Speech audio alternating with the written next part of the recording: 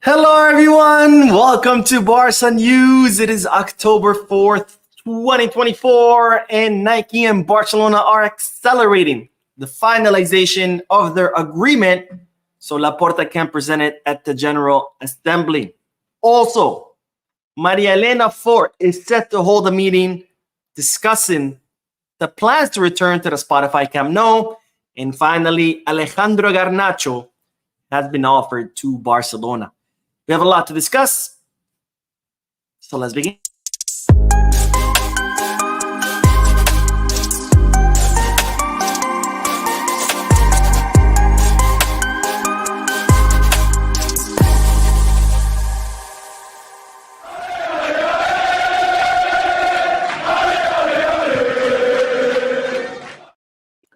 Hello, everyone. Welcome to the channel. My name is Moon. This is the Barca News live podcast, which is on every Mondays, Wednesdays, and Fridays, where not only do I get to share Barcelona news with you, but I also get to interact with you lovely people in the chat section by reading your comments, answering your questions, and getting a discussion going. For those of you who will be watching when the podcast ends, I will be putting timestamps in the description and chats in the timeline in case you do want to skip through that discussion. Having said all that, make sure to hit that like button, subscribe to the channel, drop a comment.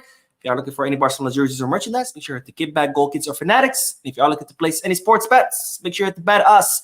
All links are down below in the description. If you click on them, you'll be helping the channel, but you'd also be helping yourself because you do get access to some pretty cool deals and offers. Anyways, so let's start with the news because there is plenty of news to discuss. And well, most of it is good news, which of course is always nice. Now let's start with our newest signing, Szczęsny, who today trained with the group for the first time. And of course, it's always good to see, someone like Szczęsny, who's a pretty well-respected goalkeeper, one of the best goalkeepers in Europe for the past 10 years, not only joining the team, but already starting to train with the group, which means that he could be seeing some minutes pretty soon. Now, of course, it's not going to happen over this weekend against Alaves. It's too soon. The guys just signed only a couple of days ago.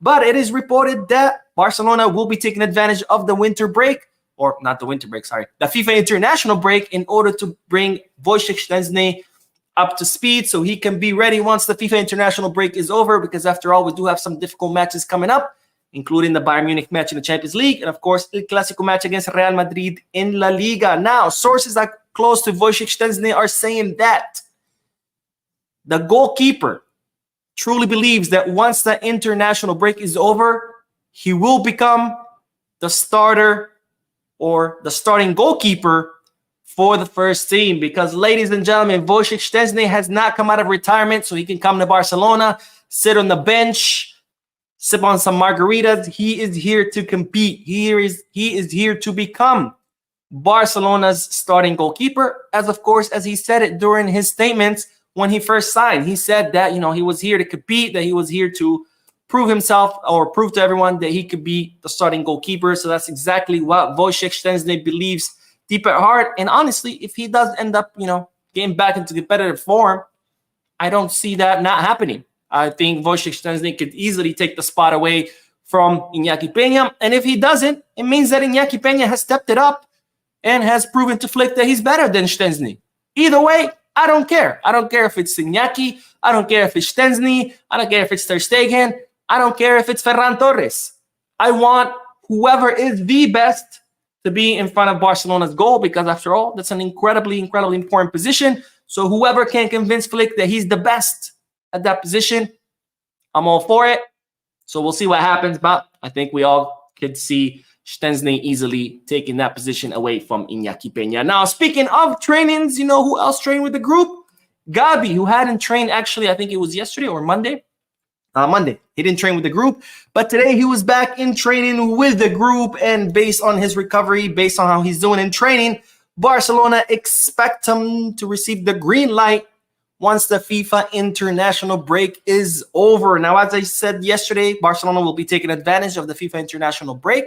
They'll be taking all that time to help Gavi continue recovering, to help Gavi continue getting back into competitive rhythm, and Barcelona expect them to be ready by the time the FIFA international break is over. So once that happens, we could start seeing Gavi being included in the squad list. Of course, the first match back is Sevilla, right after his Bayern Munich. then it's Real Madrid. So we could see Gavi included in any of those squad lists because, again, he's doing extraordinarily well in his recovery. And Barcelona expect him to be back by then. Of course, Barcelona are not going to rush him. Again, Barcelona are taking extra precautions with Gavi. It was a very serious injury. He tore his ACL and damaged his meniscus. He underwent a very serious injury. He underwent a very long and serious recovery process. So as such, Barcelona are not looking to risk it with Gavi.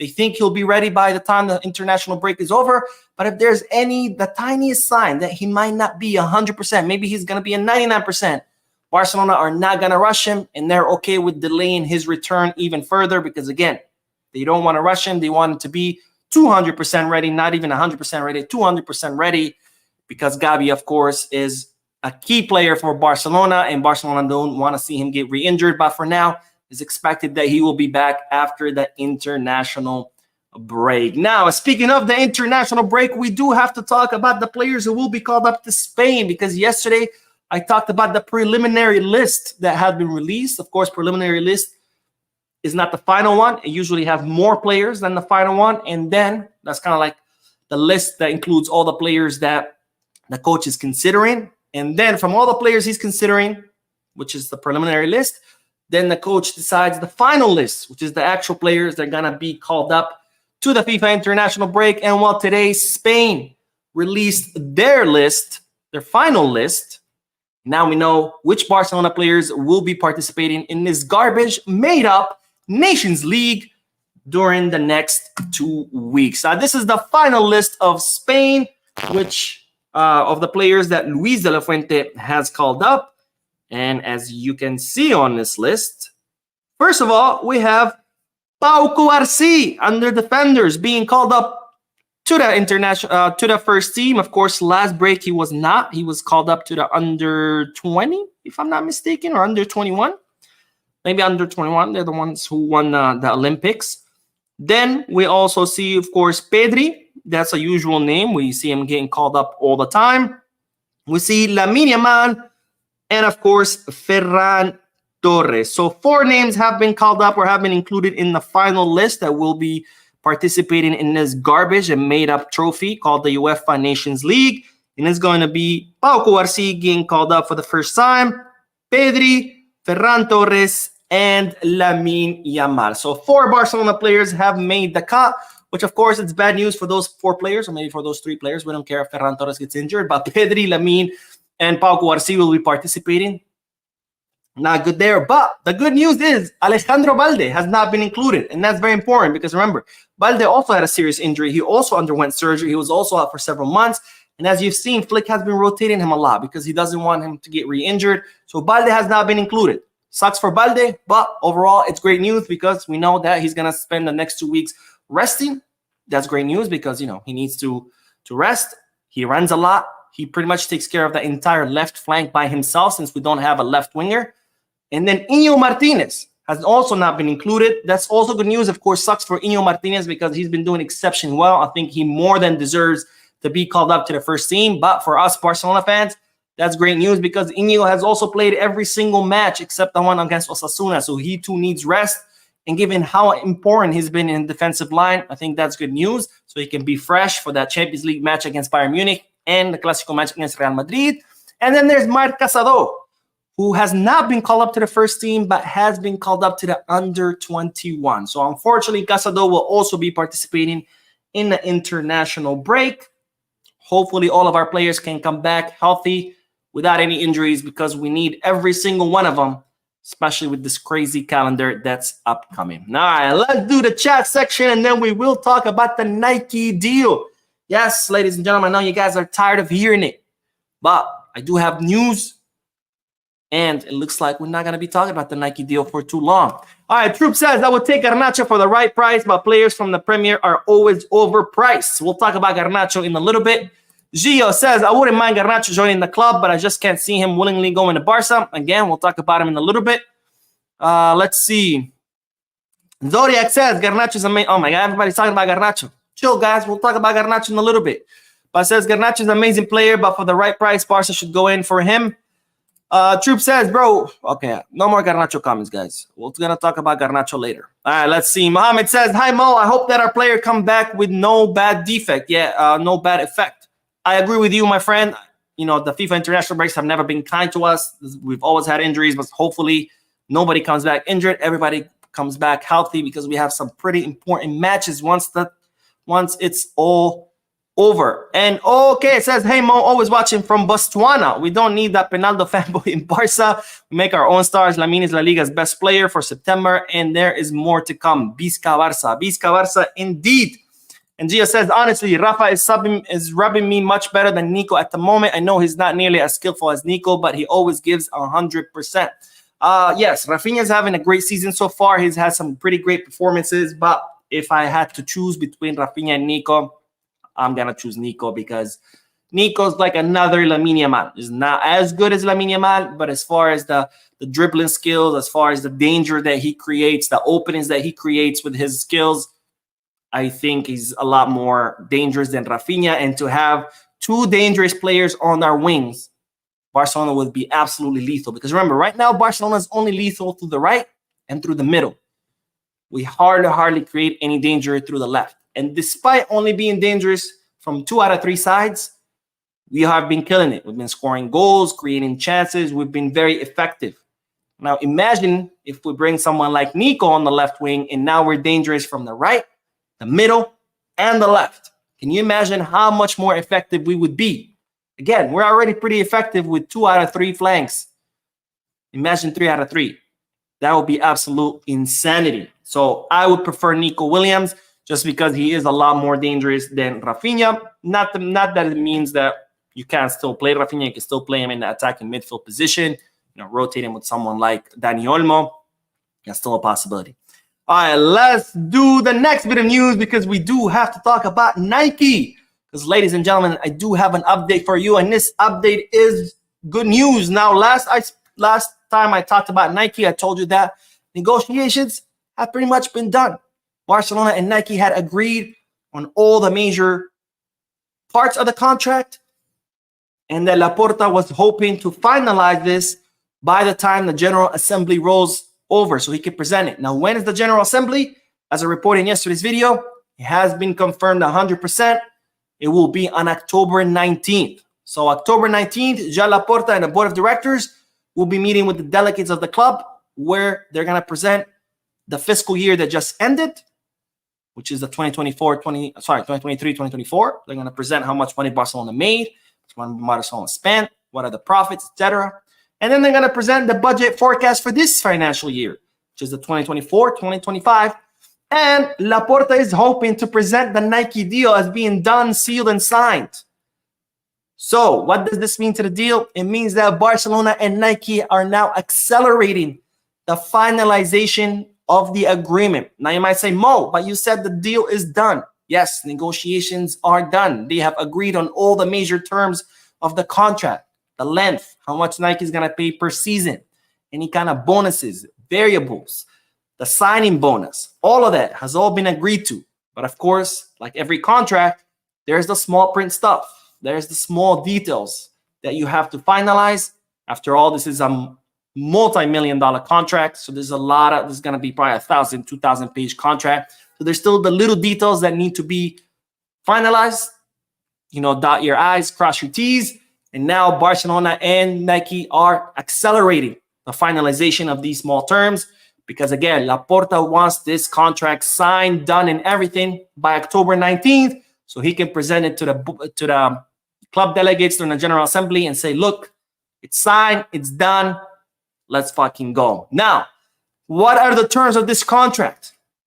Nike will be paying Barcelona between 90 to 100 million euros per season. Now, in this contract, there are bonuses. You know, if Barcelona win a competition, or Barcelona finish La Liga in a certain position, things like that, then Nike would have to pay more.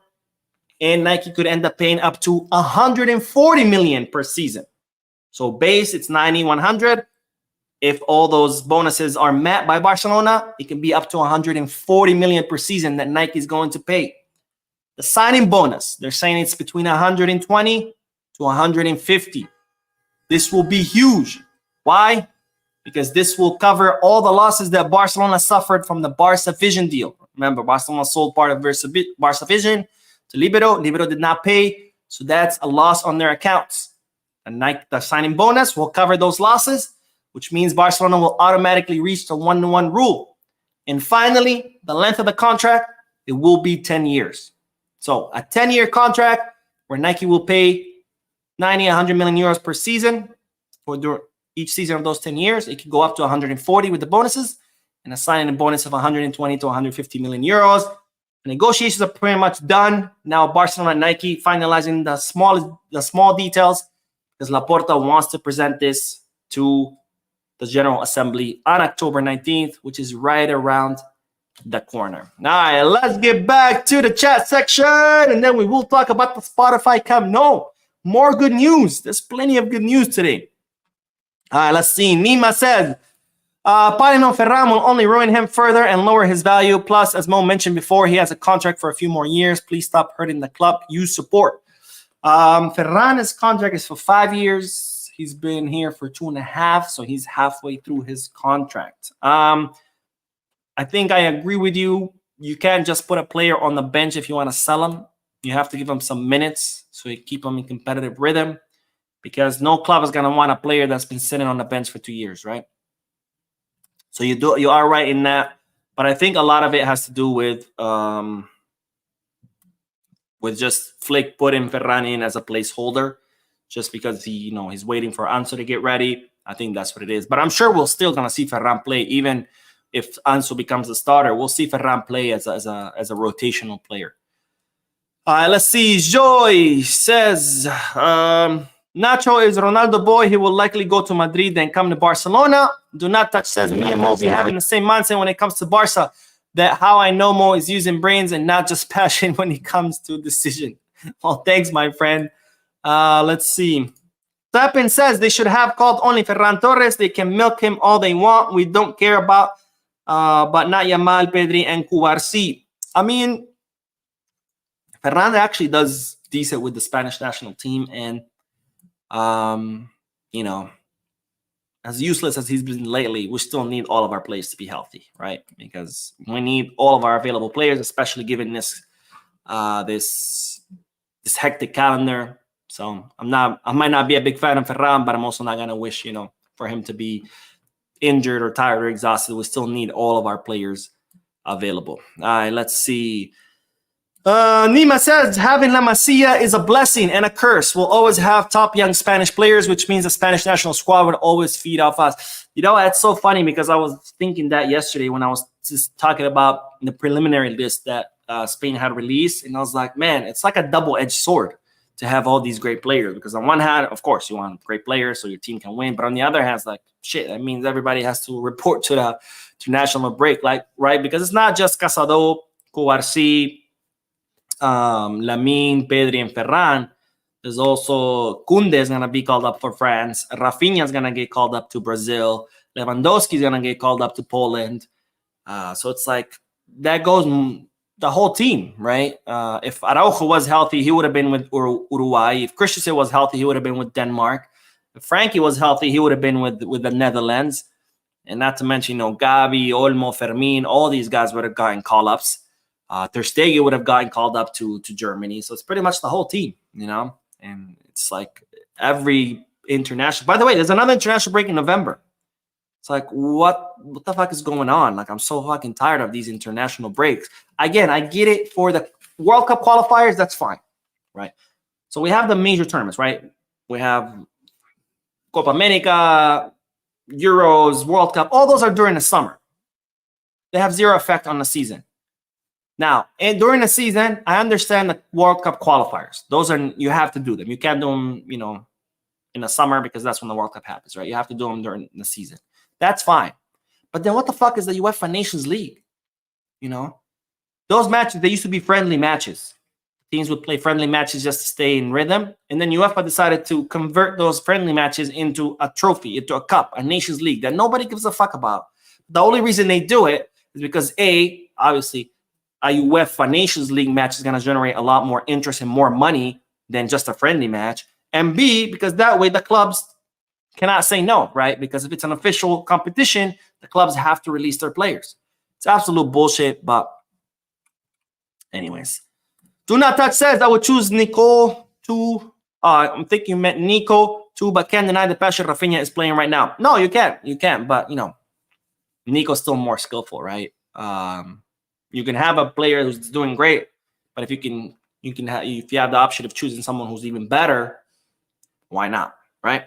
Anyways, all right, let's get back to the news because we do have to talk about the Spotify Camp Nou, which, as you know, is undergoing a major facelift. Now, what's the news about the Camp Nou? Well, the news is that Maria Elena Fort, which is one of the vice presidents of Barcelona, will be holding a meeting in order to give us, the fans, the press, everybody, the finalized plans of the return to the Spotify Camp Nou.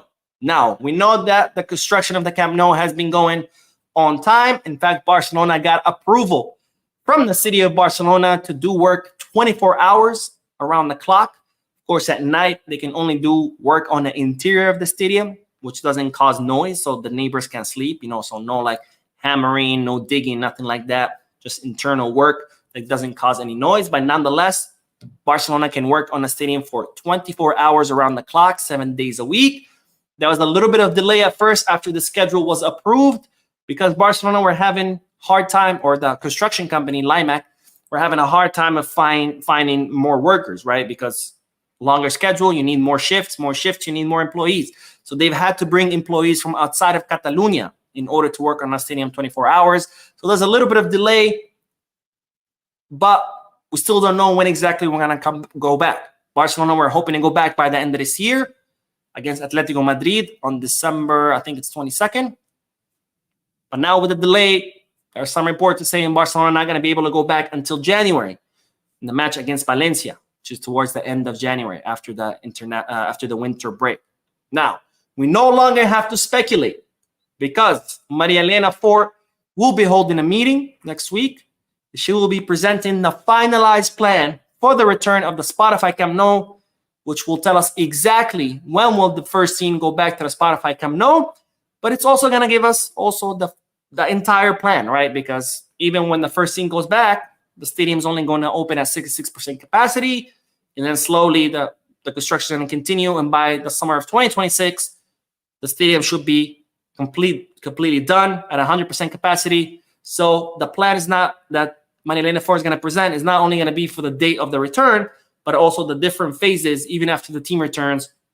So she's going to present the different phases of construction and when each phase will be terminated, all the way from the return of the team to summer of 2026, which is when it's expected that the Spotify Camp Nou will be 100% ready. And I have to say, I cannot wait to go back because Montjuic is not the same. I've been to Montjuic. I've been to the Camp Nou.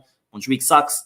I mean, it's okay. It's a whatever stadium. Plus, not to mention that Barcelona are losing money by playing in Montjuic. They lost 100 million euros last year alone for playing in Montjuic. So I cannot wait to go back to our home, to our stadium, to our fortress, because Montjuic is not the Spotify Camp Nou. All right, let's get back to the chat section, and then we will talk about Garnacho. Since all of you are like, Mo, Garnacho. Don't worry, we're going to talk about Garnacho. Kay says, who will be your starting midfield trio and backup trio if all players are fit? My God, that is an incredibly difficult question.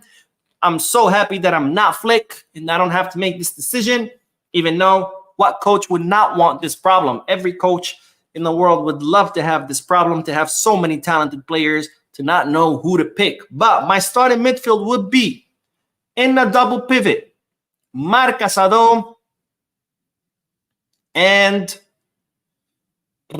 Frankie. But I'll put an asterisk next to the name of Frankie because we still haven't seen how Frankie is playing under Flick. So this is just based on previous years. So that might change, right? Because I don't know how Frankie's going to do under Flick. But for now, we'll say Casadón and Frankie in a double pivot. And in the attacking midfield position, I would prefer Pedri. I think Pedri's been shining. Pedri's magic. the skills that Pedri has is like no other. And he's still pretty young, so he hasn't even reached his ceiling. And even though he's been doing amazing in a double pivot, I think he's a much more lethal in the attacking midfield position because he's much closer to the box, so he can, filter those crazy passes that he always filters when he's close to the box. So I think that would be my starting three, my triangle. Is Casado, Frankie, and Pedri. With, of course, the alternating three would be Olmo alternating with Pedri in the attacking midfield position, which it shouldn't be hard because Pedri has been playing 60 minutes every match. And in the bottom, I would have Gavi alternating with Casado. And who am I missing? We still have Fermin, but I don't know if Fermin is really someone you can I guess you could have, so Frankie and Casado as a double pivot, and you can have Gavi alternating with the two, and then Pedri in attacking midfield position, with Pedri sometimes dropping to the double pivot to alternate with the other two to give him rest. And in the attacking, obviously still Pedri with Olmo alternating with him. Which, of course, begs the question, where does Fermin Lopez fit? And that's hard because I love Fermin. I think he's very talented, but we just have so many talented midfielders. So maybe we can have Fermin drop into the left wing like he did under Xavi. He actually did okay in that position. It's tough, man. It's tough. I'm glad I'm not Flick, and I'm glad I don't have to make that decision, but it's definitely tough. All right, let's see. Osman says Nico Williams is the one that we want. And Brett says, Mo, what happened to the lone guys from Africa? Are there any news? They don't exist in Barca B. I don't have any updated news about the two. You talk about David Oduro and my God, Musa Aziz. The last I heard was that they were only training with Barca Athletic because their visas were still being processed by the Spanish government. So without visas, they can't get the work permits. Without work permits, they cannot play, right? Because as a football player, you're technically an employee, right? You're doing a job. So if you have to, in order to work in Spain, if you're not a citizen or a resident, you need a work permit in order to work there. As a player, you're a worker. When you play a match, you're working. So they needed, the last I heard was that they were still waiting on the Spanish government to issue them their work permits so they can officially play matches. But they were still training. That's the last I heard. I'm not sure. I haven't checked up. But if I hear anything new, I'll let you know. All right, let's do one more, and then we will do the last bit of news. And Richard says, I'm from Ghana, and I really want you to come to Ghana one day. I wish, my friend. I would love to go to Ghana. I want to go to Nigeria. I want to go to South Africa. I want to do several nations in the African continent. So hopefully one day I can go to Ghana. I think that would be absolutely amazing. I also want to go to Kenya. But anyways, let's get back to the news, because we do have to talk about the last bit of news, which all of you are talking about, which is this guy, Alejandro Garnacho, the 20-year-old winger who is Argentinian but was born in Madrid. And if I'm not mistaken, he came up through the Atletico de Madrid Academy. Now, Garnacho is currently not happy at Manchester United because even though he's one of the few talented players that Manchester United currently have, well, maybe not few, but you get the point. It's a total mess over there. But anyways, even though he's one of the few talented players that Man U has, he's not being getting as much minutes as he hoped for under Ten Hag. And he also doesn't have any guarantees that he's going to get more minutes next season. And therefore, it's reported that Garnacho is very frustrated, and he's starting to consider leaving Man U for a team that can guarantee him more minutes. Now, it's reported that his agent, given his players' frustration, given Garnacho's frustration, he has started looking for viable options where Garnacho can go and where Garnacho could be, that key player or that player that gets more minutes than he is currently now. And it's reported that his agent has offered him to Juventus. Seems like a very likely destination for the player next season. And it's reported that the agent has also reached out to Barcelona to see if Barcelona are interested. Now, Garnacho has a contract until 2028. His current market value is 50 million euros. Given the length of the contract, his value by next summer I don't think Man United is going to ask for 50. It's probably going to be a lot more, which kind of makes it very difficult for Barcelona to sign him, financially speaking. But setting the finances aside, I don't think this is a player that Barcelona would try to go after seriously, because after all, he has been, incredibly anti-Barcelona in the past. He's always talked about Madrid, Madrid being a bigger club than Barcelona. He always says that Ronaldo or Penaldo is his, the best player in the world, even though Messi is, plays with him for Argentina. We all remember in the Europa League when he celebrated a goal, mocking Pedri, doing Pedri's celebration. After the match, I think it was through Twitter or through Instagram, he posted something about the bigger club making it through, qualifying. Look, I'm not going to say anything more. To me, it's an absolutely hard pass. He might be talented, but after all, one thing Garnacho has proven is that he's an idiot. And the last thing we need is to spend a lot of money on a clown. But that's my opinion. I'm curious to hear you guys' thoughts. Do you think Garnacho is a player that Barcelona should consider? Let me know in the chat section or in the comment section if you're watching this once it ends. For me, again, it's a hard no. The last thing we need is clowns on this team. All right, David says, why haven't we sued Libero? We have. MK says, hey, Mo, do you think we can win La Liga? I think it's a possibility, definitely, for sure. I think Barcelona right now are competing in both La Liga and the Champions League, as opposed to last year when we were not competitive in either. But again, being competitive is different than actually winning. Do I think Barcelona can win La Liga? Absolutely. Given how Barcelona have been playing and given how other teams been playing. Remember, I said this, I think, last live stream. I saw parts of the match between Madrid and Real Madrid and Atletico Madrid, and it was just sad. It was just sad. It was like watching paint dry. It was just so boring. Both teams were not offering anything. And, from Atletico Madrid, you expect that. Atletico Madrid have always played incredibly boring football. But then to see Real Madrid with such a squad, like, they have Bellingham, Vinicius, Mbappe, Rodrigo, and to see them play the way they play, I mean, it's just sad. It's just really, really sad. So given how other teams are playing, given how Barcelona are playing, I think they very much can win La Liga. And whether they will, that's a whole different story. La Liga is very, very long. Things can happen. I hope we can win it. But of course, new project. There's going to be a lot of bumps, a lot of mistakes. So let's just keep our expectations low. If we win it, that's amazing. But if we don't go around, trying to burn everything down. Alan says, Garnacho's not coming. He's a Madrid tosser. Nobody says he is. Mike Valencia says, could players fake injuries like Fergie did with Manchester United? I would think Spain would conduct medical tests on players who fake injuries, or maybe the teams could get punished if caught. You could definitely get punished if you're caught because, you're supposed to release your players. But technically the players could be like, oh, I feel discomfort. Where? Right here in my thigh. And, if it's a muscular discomfort, it's just harder to actually test for it. If you're saying it hurts, right? You have to take your word for it. But Gio says, Mo, will you shave again? Probably not. I shave once a year, like completely. I immediately regret it, and then I let the beard grow back. I say I'm never shaving again, and a year later, there I am shaving. And as soon as I'm done shaving, I'm like, crap, what did I do? I'm never doing this again. And it's just a vicious cycle. Unati says, good morning, Mo. I've been so covetous hearing good news from you, brother. If Araujo, Christensen are fully fit, who would you prefer to be the starters at the back as our defense? Cubarsi and Iñigo. For two reasons.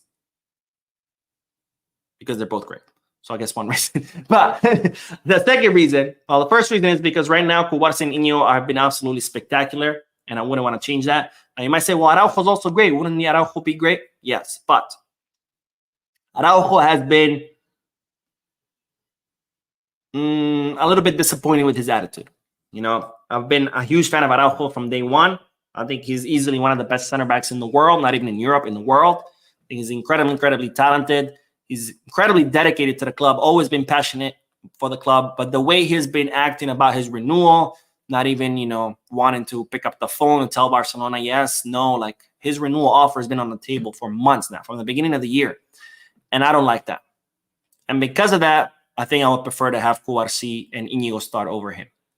Now, of course, if he hadn't been acting like that, I think it would be cool to have him and Iñigo with Cubarsi alternating with both, right? So sometimes, Araujo, Iñigo, Cubarsí, Iñigo, Araujo, Cubarsí, the three of them alternating in those two positions.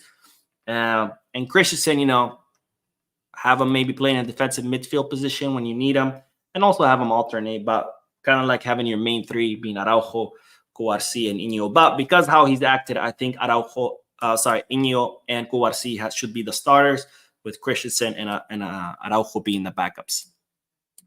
Let's see. Al Nazir says his second offer last year. Will he be the best player of the season?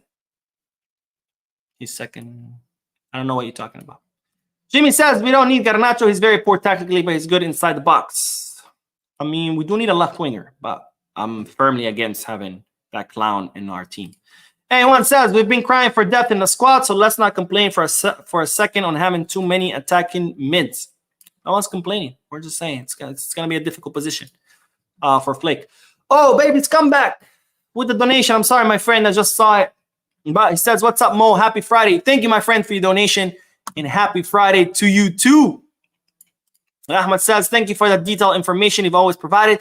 I'm sure your mom will have more as Rafinha may be shifted to help him out due to the presence of all the supporting midfielders." Yeah. The only thing is, when Lamine is not on the field, it's just the team is half as dangerous. That's the only thing. So sucks, but he will need to be rested. He will be. Sholil says there will be more Ronaldo fans than Messi fans in the Camp Nou, all of because Garnacho. Don't worry, I don't think Garnacho would come. Barra says UCL semis isn't considering competing. I mean, A, would he make it to the semis?